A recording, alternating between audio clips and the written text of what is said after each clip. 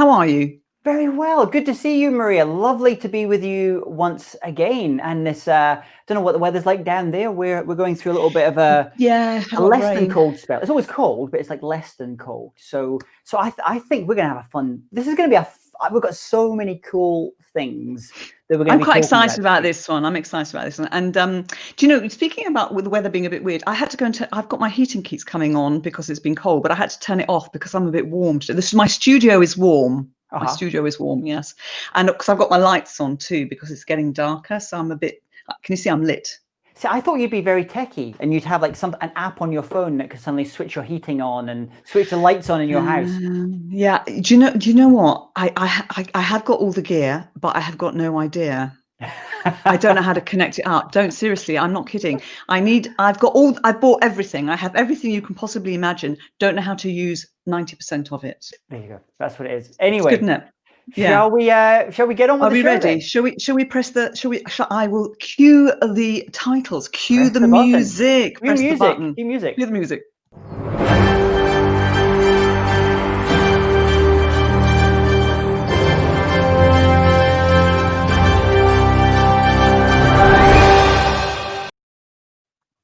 Did you like that shorter music? That was fast. Wonderful. So, I am James Taylor, keynote speaker of innovation, creativity, and artificial intelligence, and the founder of Speakers U. And I'm Maria Franzoni, and you can see that we have rehearsed, but Maria forgot the running order. Brilliant. Anyway, welcome. We said the right things, just not necessarily in the right order. That's all.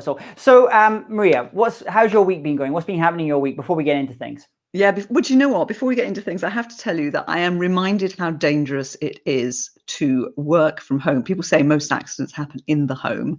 And earlier this week, we actually just finished building a gym. It's taken us months because it's been difficult to get parts and labor, and the gym is ready.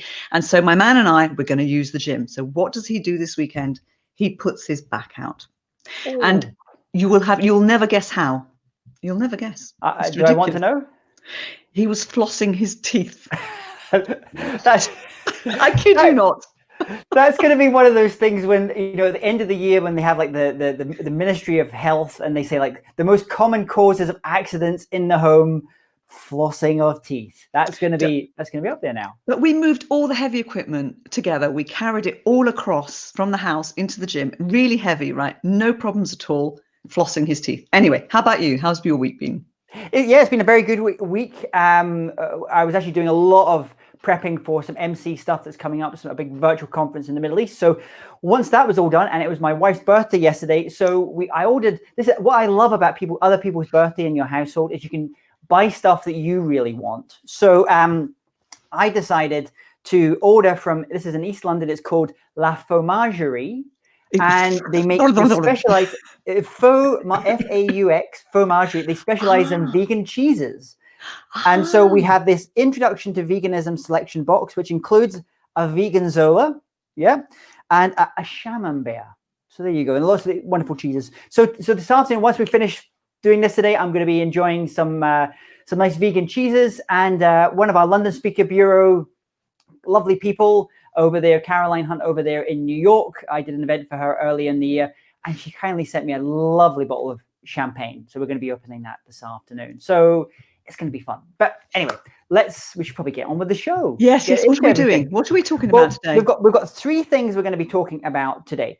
The first is maybe a little bit of a controversial thing. I'm sure we're going to get the comments as they come in here as well about virtual speaking fees. This is the murky world of speaker fees. So we're going to talk about that first of all. Then I think we're going to go into the world of kind of virtual speaking platforms, event platforms, because we're having to do all those be on different technology side. And then finally, something you came up with, which I think is really interesting, is what every single speaker can learn from Gary Vaynerchuk. And it's not about the swearing, the curse words or anything like that. So three things we're going to become. And obviously, the thing we always have is our tool of the week. So we're going to be sharing our little tool of the week. So should we get into the first one? Virtual speaking, please? Yeah. And I'm hoping there are some speakers who will give us some of their feelings on this. Yes, absolutely. Yeah. So virtual well, speaking. virtual speaking fee. So this is where we want everyone. This is a collaborative thing that we're doing today. So whether you're on LinkedIn, watching on Facebook, wherever you're watching it just now, please give us your comments on this as we kind of start talking through this topic. Virtual speaking fees. And I've taken soundings from, I know what I've been doing in terms of my virtual speaking fee as opposed to my in-person speaking fee. I know what a lot of my members at Speakers U have been doing with their fees. And then I've just been doing a number of things for International Association of Speaker Bureaus, European Association of Speaker Bureaus, with yourselves. I work with lots of other bureaus, and I'm kind of seeing what all the bureaus are doing as well. So before I put my oar in from the speaker's perspective, I want to, Maria, get your perspective on this from the bureau side, because you're hearing it from the client side. Yes, well, I'm getting it from both sides, actually. But I want to pick up on something you said that was really good. You said in person as opposed to live. And that's really important because virtually you could be live or you could be recorded. So the in-person is where you're actually attending the event. So that's really good. So what are we experiencing from, well, let me tell you something really fascinating here that's very different with regards to virtual events and isn't really being reflected in the fees. The lead times are much tighter is what we're seeing here in the bureaus, and the clients' expectations are very high.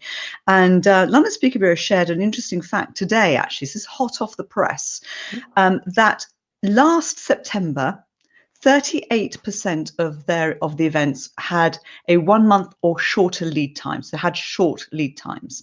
Wow. This September, that is 58% of the events have 1 month or less lead time. That's a 50% increase. And the other incredible fact is they've got the same number of events, but the virtual fees are not as good as the in-person fees. Yeah. And, you know, I'm not sure that that's fair or correct.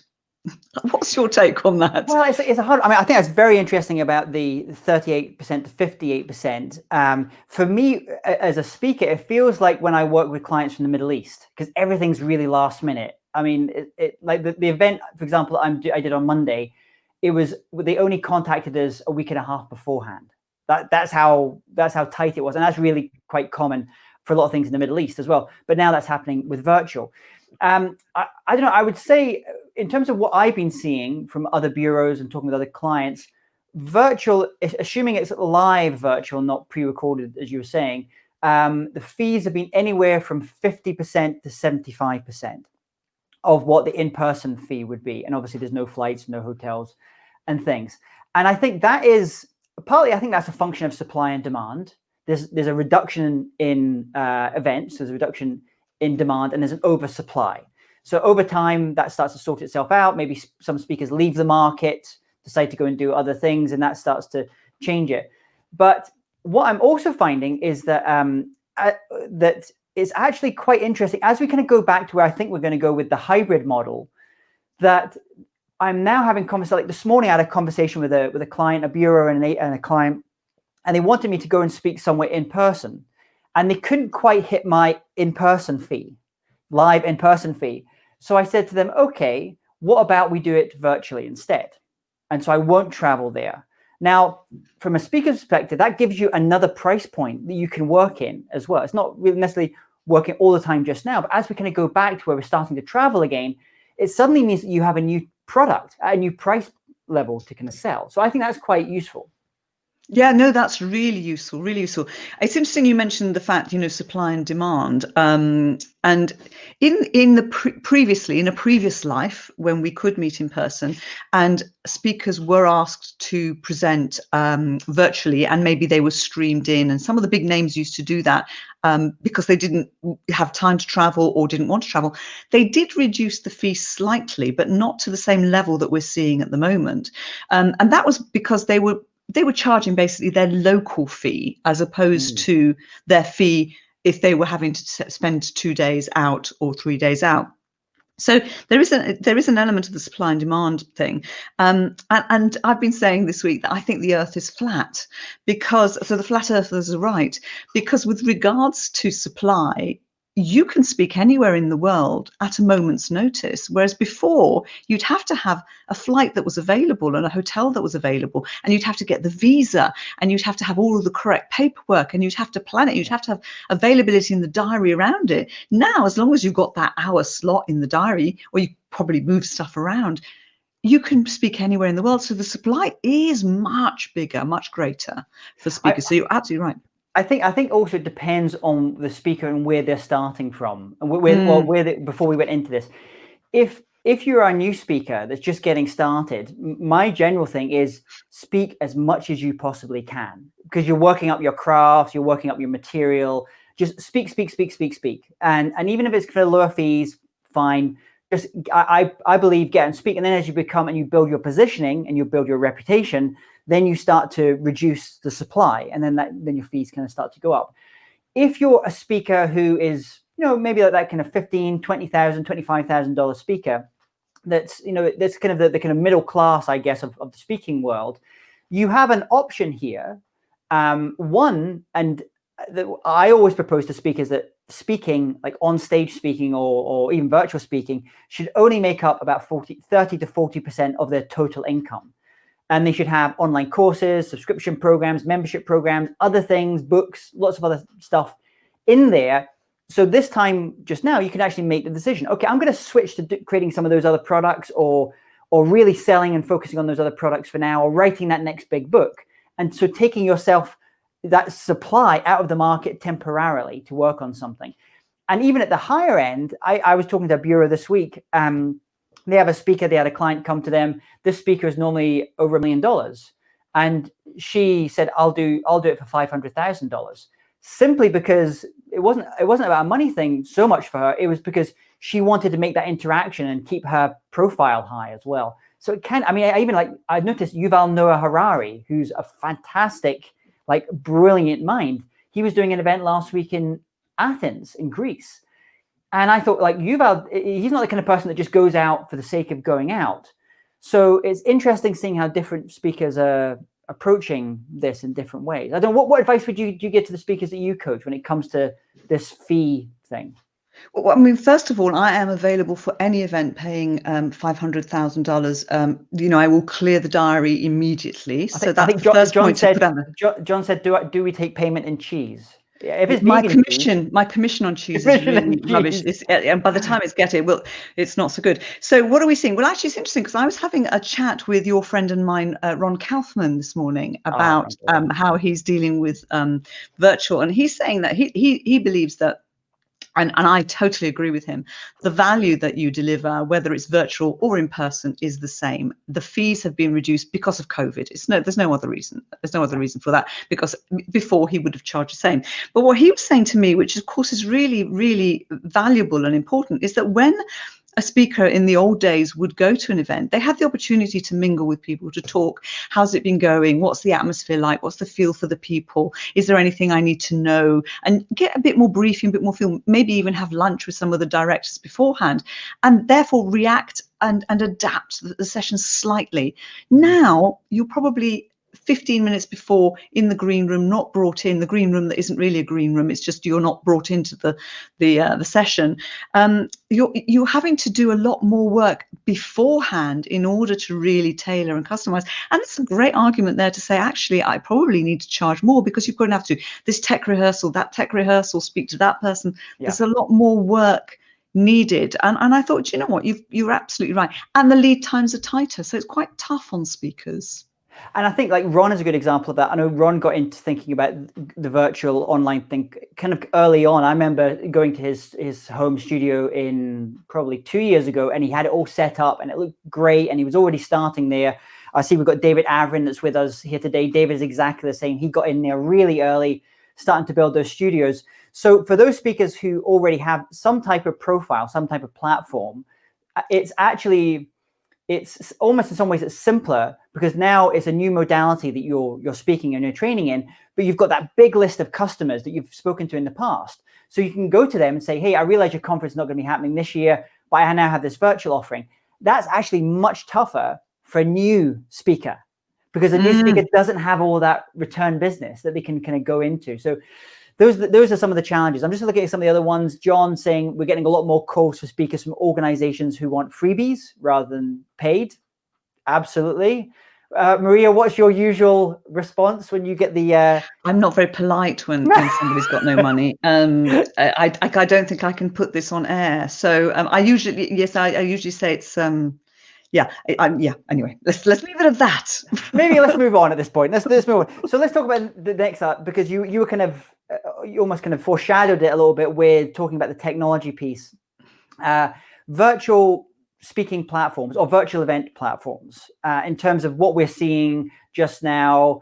I have a sense that in terms of what a lot of the speakers like, in terms of platforms that we often prefer, but then there's the clients' platforms that they are maybe stuck in because they've signed up to some long-term agreement with some provider of something. So when you're having conversations with your clients, Maria, when it comes to the kind of conversation about like what platform we're using, what are the platforms you're hearing all the time? What are the most common ones?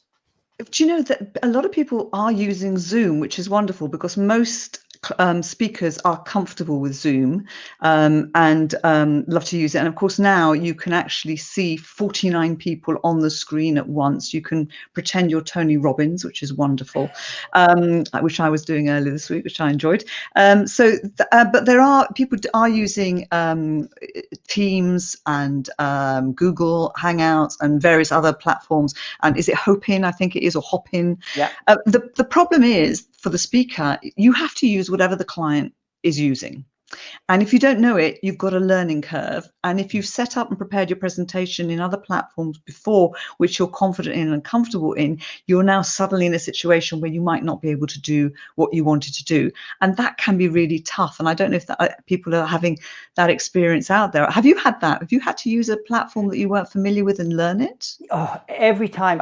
Before we came on today, I thought I'm going to sit down and I'm going to write down all the different platforms I've had to use over the past like 30, 40 days for different clients. So Zoom, we mentioned, yeah, Microsoft Teams, Blue Jeans, Cisco Webex, Webinar Jam, and then also like there's another one called Cisco Events as well, which is like the fancier kind of version as well. Now that's just the meeting side. That's for just like the meetings. But then there's this other batch of ones, which if you're like for many of our clients, the content piece, the speakers piece is just one pillar. Then they have the expo, then they have, you know, sponsor booths and things. So I've also had to go in recently to Socio, Eventry, SpotMe, Bizaboo, VFairs, On24, I think was one I had right at the very start. Hub, oh yes, based up in Vancouver. They've got really Ali and the team there. Hub are really nice.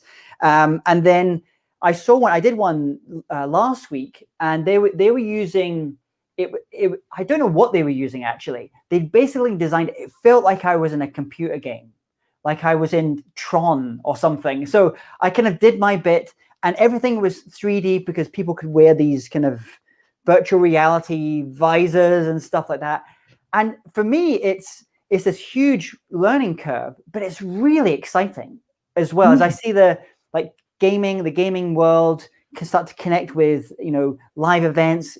So I'm actually quite excited about it in terms of what we can do, because it kind of makes you think, you know, what other ways can I communicate these messages? How can I use these technologies? How can I add it to my performance as well? So I'm pretty happy. So what's that? I know we've got a lot of people here joining us today. We've got Carol. Who else have we got here?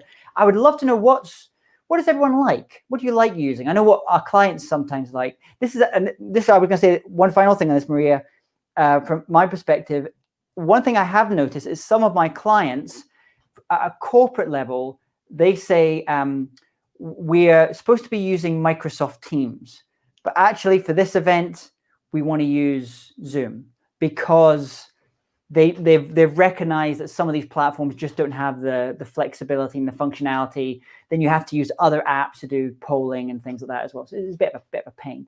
So I would love to know what everyone else is using, what everyone else is enjoying just now. We have got a question actually that I think would be really useful for you to answer here. So Carol Stitzer, is it Stitzer or Stitzer? New to getting requests for the purchase of a pre-recorded presentation. What is the technology usually used to pre-record these? What have you used? So I'm kind of a little bit low tech. It depends on what the client wants. So on Monday, I'll give you an example. I was doing a pre-record. It was actually a role of an MC role. So rather than do a 1 hour pre-record, I was actually having to do 44 pre-record videos, so like all the 40? intro. 44. Yeah. So some of them were very, very short, and so it wasn't too bad. But all I was doing, and I asked the client this: would you like me to film it a green screen with a green screen like I have behind me, and then you can just drop in whatever you want behind you? Or will you send me a background and I can just put it into my software? So in my case, I just used Ecamm, which is what we're using just now. We're going to talk about Ecamm maybe in a moment. And I literally just press record on Ecamm, record it. It creates an MP4 file, and I just send it to them, and then they edit it. If they want something a little bit fancier, then I'll record it with a multicam shoot and give them the raw high resolution 4K files. So it depends, but this is why I love Ecamm, because I could actually just do it all using Ecamm as well. Yeah, I'm a convert. I'm using Ecamm too, so you can have. So in the answer to your question, you can have, to Carol, you can have two cameras. You can do all sorts of things. You have your green screen. You can even have captions. You can do all sorts of things. I also do a lot of my videos, but mine are for social media rather than for a client. I use Zoom, because what I like about Zoom that Ecamm I haven't worked out how to do. There's this new filter now on Zoom where you can enhance your appearance, and before you just press a button, but now you can increase the enhancement. So when I'm particularly tired, I can look super. You know what my tool of the week is going to be now, don't you? Because you can really change, and I can look years younger. I'm actually 95, and it's just fabulous. But we've got a few comments here. So. I definitely need to get that thing on Zoom. I don't have that. So do you know? Well, you've got just upgrade to the latest version. I think I need to upgrade. Yeah. So Elaine, Shane, thank you both for sharing. Great conversation. I prefer Zoom. I'm with you on that. I love Zoom as well. Sonia prefers Zoom. Elaine also saying Team is limited. Microsoft Teams is limited with breakout rooms. I think. I don't know if it's just happened, but they were going to be doing a new version of making it easier to do breakout rooms. I don't know if that's happened. Skype for Business. I'm not really sure. She doesn't want to even talk about Skype for Business. No, exactly. I've been using Zoom. This is from Tulia. Zoom, Teams, StreamYard. Actually, we're using StreamYard just now. Thank you, StreamYard. We're using it with Ecamm. So, I mean, look at us. We're using two bits of tech at once. And I set it up. I mean, if I can do it, anybody can. Yeah. And Webinar Jam was the final one. And I use Webinar Jam. I used Webinar Jam yesterday. I use Webinar Jam if I'm doing more marketing orientated webinars where I want to have calls to action, countdown timers. So I wouldn't use Webinar Jams for corporate clients. I would usually B2C stuff. David Avron said any meeting platform that requires downloading of new software by the speaker or participant is just asking for trouble. It is actually. You're asking for all sorts of issues with regards to security. I mean, there were lots of issues with security with Zoom, which I think they've sorted out. But yeah, no, it's a quagmire, isn't it? Really, it's just such a huge learning curve for all of us, and those of us who are slightly older. It's a bit hard.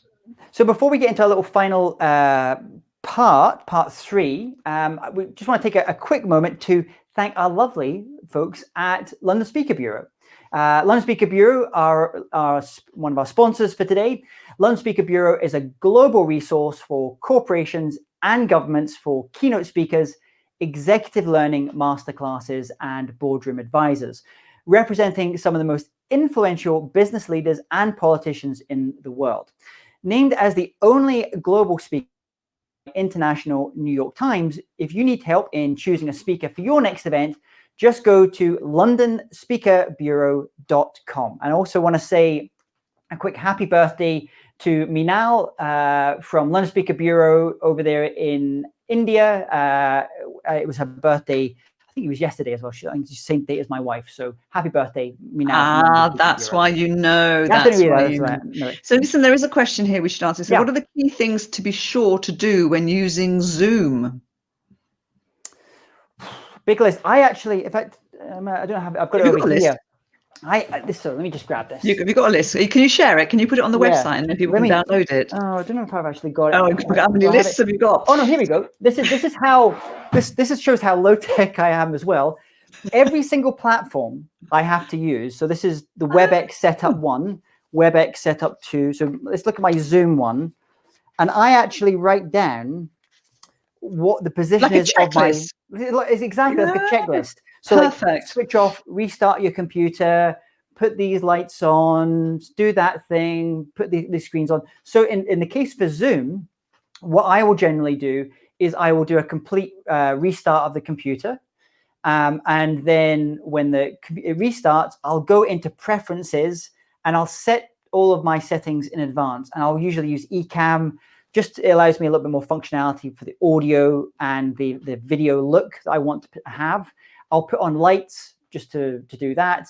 And other things I'll do is I'll just test that the PowerPoint is working and I have it on different screens as well. So I would suggest what you do is for each platform you have to do, just do a little simple checklist for each platform. And it's going to be different depending on the kind of, I mean, I speak every time that I stand and not every speaker does that. So if I'm speaking, it means I have to have like an in-ear piece, which you don't necessarily have to have if you're seated for speaking. And there's all a bunch of other things. So those are the ones I would say as well.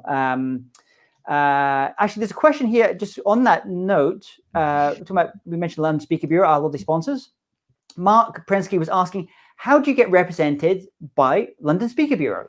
Because you have that's a whole program by itself, actually. I don't think we've got time for that. Maybe we should do the agenda. We'll add that to the agenda for the next show. Maybe next week we'll do how to get represented by a speaker bureau. Maybe that's one to do. We're going back down the tech route here. So very quickly, one more tech, and then we'll need to move on to our next top point, I think, about can you mesh Ecamm and Zoom? Yes, I use Ecamm with Zoom. Really easy, super easy, Ecamm. And the tutorial videos are brilliant.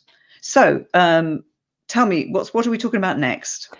Well, this was something I think you mentioned when we were just chatting yesterday, and you were talking about Gary Vaynerchuk, which people have different feelings about him. And obviously I know some corporate clients wouldn't book Gary because they don't want cuss words and swearing. Other people absolutely love his vibe, like the entrepreneurial community absolutely love usually what he's about. But you mentioned something quite interesting, I thought, where Gary was a leader. And it's something I certainly noticed kind of early on, and I kind of try to apply it to what I do. So there's two things that I think. I mean, we don't book him as a bureau, and I follow him because I think he talks a lot of sense in two areas particularly. One is he says we are all in media. We are in media. He's been saying that for a very long time. Obviously, he runs a digital media company, so he's slightly biased, but he's not wrong. And we have to, think about that. And I'll come back to that because I'm sure you've got some points to add to it. But the other thing he says, which I think people forget, and it's the most important thing. He says the most important thing always is your customer. So even though he's in media and he's on social media, he's not following other people. He's following his customers. He's listening to his customers.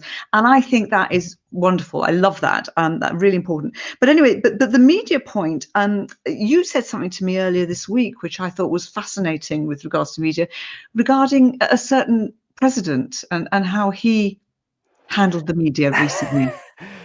I thought we were going to talk politics, but we're not talking politics. We're going to talk about framing because the current US president, one thing he's very, very good at is understanding media, understanding how to shoot things, about angles. He understands TV. And I was sitting watching when he was coming out of the hospital for Walter Reed, and he landed into the White House on the helicopter, prime time, when the most number of people are going to be watching live TV in the United States at that point. The helicopter banked round, left. The sun was starting to set, which was really beautiful in DC at that time of night, this time of year as well. And then he walked out, and I could see how it had been planned, how it was beautifully shot. And so they were shooting him walking up the stairs, but only from certain angles. And then that really key shot, which is him standing at the top, strong, looking up, the camera kind of going up, and then the shot with him with his back looking out to the helicopter flying away. That's how a director thinks. And the thing I took from that is, as they're doing it, okay, they're doing the live event, the live thing of him walking up the stairs and stuff, but they knew that only so many people would be watching that live. They knew that they needed certain images in order that could be worked really well in 15-second, 30-second social media loops that could then get syndicated in different places. And that is totally from the Gary Vaynerchuk playbook, I would say, because what Gary is brilliant at doing is documenting everything in his life. And the second thing Gary's very good at doing is having a very good team. So he's just doing what he's doing all the time, and there's people around him documenting him, slicing, dicing. I think I saw one thing he did recently where he basically creates one piece of content per week, and it gets sliced and diced into 72 different pieces of content. Quote cards, Genius. Stackable videos, blogs, LinkedIn posts. That is what is needed now. I think the speakers need to do now. The only way you can do that effectively is with having a team, or with going, just really kind of going in deep. But the thing I think this is so key that I think speakers need to be thinking about when we do start going back to speaking live is when you're speaking on a stage, thinking, if you have cameras, like 3 cameras, or even if you're shooting yourself on that camera, how is that going to work as a 15-second clip? And building your speech to know that, okay, 500 people in the room are going to see it live, but we're going to reuse that content and repurpose that content to go out in social media. And you'll end up creating your speeches in slightly different ways by doing that. You'll create it like a singer, an artist would create a song with lots of singles rather than this one big long narrative piece. Ooh, that's good. Like that. I like that. I think there's a lot to learn from him. We didn't get into politics too badly there, did we? No. We stayed away. I mean, there's a few political comments, and just, we're not going to go down that rabbit hole, so we're going to stay away from that. So I think it's quite a good time for us to look at our tool of the week. What do you think? Absolutely. So Maria, we should explain, what is our tool of the week? So tool of the week is either an app or a gadget that we love, or a person who's a total tool. Yeah.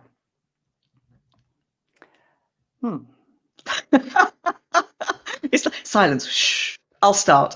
You already know what my tool of the week is, because I am loving the fact that I can look 10 years younger on it. I love the fact that I can pretend that I'm Tony Robbins and see 49 people on a screen, which was so cool.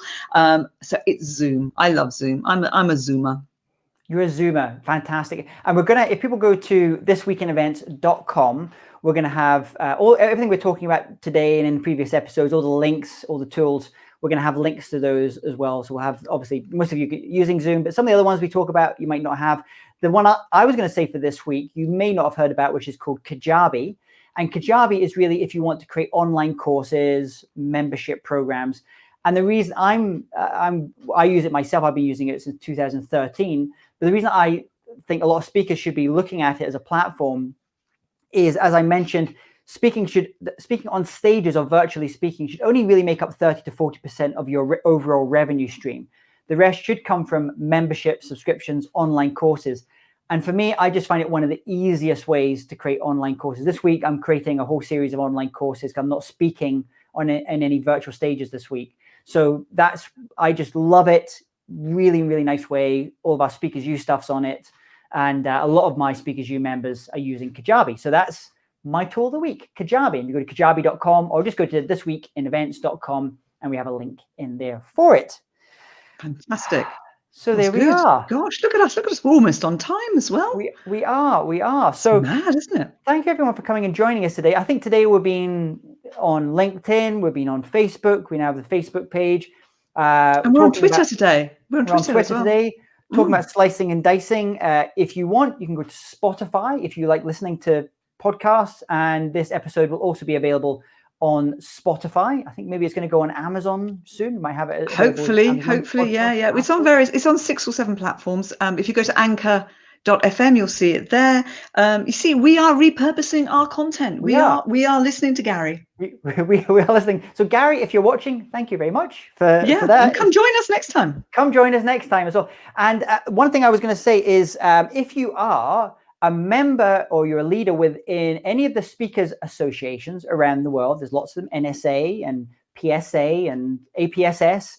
If you are a member or maybe part of the exco of any of these organizations, and you want us to give you a little bit of a shout out for your organization, we want to support speakers and the overall community of all the associations. So please just reach out to us, maybe leave in the comments below if you want as well. And we're going to start giving shout outs to some of the fantastic speakers associations around the world as well. So wonderful. On that note, it's goodbye from me. And enjoy your cheese. Thank you. And goodbye from me. Take care, everyone. Stay safe. Bye-bye.